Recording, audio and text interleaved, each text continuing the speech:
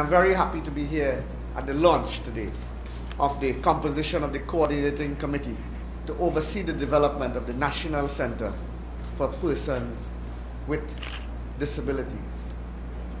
At this stage,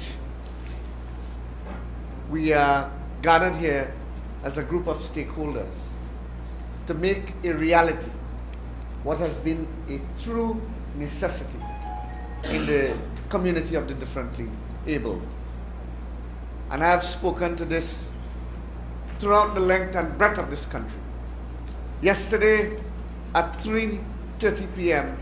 I held a meeting with the Minister of Finance, the Honorable Winston Dukura, and I engaged him and I said to him, my Honorable Minister, we have to look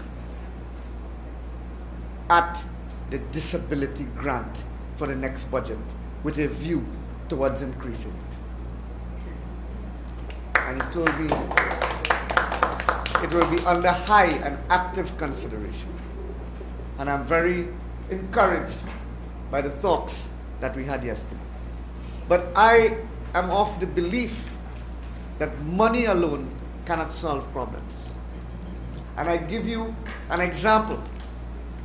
Some of the schools, Madam PS, with the highest levels of crime are schools that are well outfitted, are schools that have great facilities, that have great recreational facilities. And some of the schools from where the top performers come are challenged with regard to water, are challenged with regard to furniture. And it speaks to the fact that the money is not the most important thing. What we have to do is to build facilities for the development and upliftment of the differently abled in Trinidad and Tobago. And when we look at how we must govern the society, ECLAT, which is the Economic Commission for Latin America throughout the world, said in their last convention that without equitable distribution of resources, the economy of any country suffers. Because when you disenfranchise or you make vulnerable a particular group in the society, that is the group that is going to cost you more money as a people and as a nation. And we know, for example, in some countries, the scourge and plague of HIV has crippled some health economies.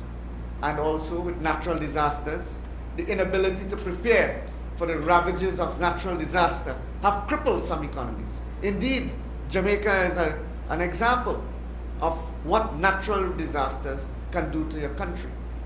And therefore, when you divide the resources of your country and you leave one group out of the system or one geographical area, what will happen is that the social ills that will prevail in that community will cause, at the end of the day, your health system to be challenged.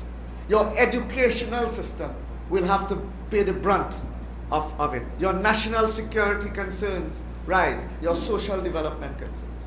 And therefore, every part of Trinidad and Tobago must benefit from what is available in one part of Trinidad and Tobago.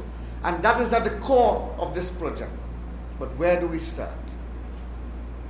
We know that there are services, thank God, that are available in the Princess Elizabeth Center, the Lady Ho Choi homes throughout the country.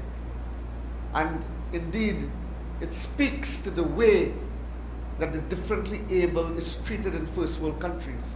And you would notice that all of these homes and so on have some colonial influence. And it is in those first world countries that we speak about the rights of the differently able. We speak not to policy, we speak not to practice, we speak not to customs or traditions, but we speak to legislation.